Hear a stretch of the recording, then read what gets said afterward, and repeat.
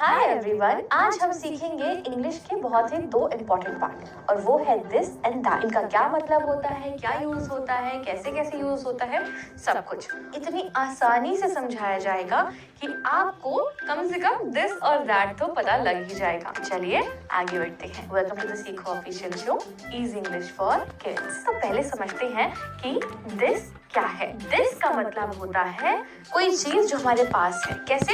ये जो चीज हमारे पास है या हमें कोई भी चीज अपने पास दिख रही है, जैसे कि दिस इज अ पेन। ये पेन मेरे पास है ना, मतलब क्या हुआ इसका? ये एक पेन है। This is my phone. ये मेरा फोन है। This is water. ये पानी है। मतलब कोई चीज हाथ में हो या बिल्कुल नजदीक हो, तब हम क्या यूज करते हैं?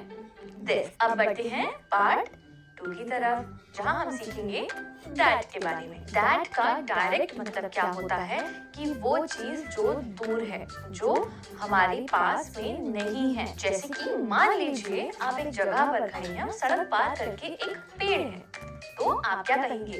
That is a tree. मान लीजिए आप अपने दोस्त को घर लेकर आते हैं और आप अपने घर से कुछ दूरी पर खड़े हैं और बता रहे हैं कि वो मेरा घर है, तो आप कैसे बताएंगे कि दैट इज माई हाउस? और अब आप घर जा चुके हैं और बालकनी से खड़े होकर आप देख रहे हैं 2-4 बिल्डिंग्स पार करके आपको एक गाय दिखती है और आप अपने दोस्त को बताते हैं कि देखो वो गाय है, तो आप कैसे बताएंगे? Look that's a cow. अब एक शब्द में अगर मुझे बताना हो कि ये दोनों क्या है, तो दिस है, यह है, दैट है, वह है। अब बढ़ते हैं पार्ट 3 के ऊपर, यानी कि अब हम दिस और दैट में फर्क समझेंगे।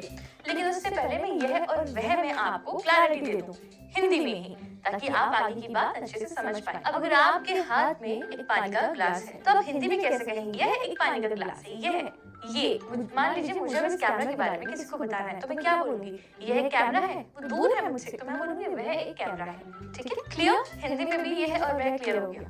अब समझते हैं दोनों में डिफरेंस क्या है। एग्जाम्पल होगा दिस इज माई बैग, ये मेरा बैग है। दैट इज योर बैग, वो आपका बैग है। अब समझ लेते हैं इसका रोजाना जिंदगी में क्या यूज है, कैसे यूज है दोनों का। हम इसका यूज कर सकते हैं अलग अलग सिचुएशंस में, जैसे कि मार्केट से कुछ सामान खरीदते वक्त, किसी को कुछ देते वक्त, घर में चीज समेटते वक्त, एनी टाइम। मार्केट में सामान लेते हुए बता सकते हैं कि this is a green colour top, या फिर this is a gift for you. That के लिए भी बता सकते हैं that is a blue colour jeans. Well that was it.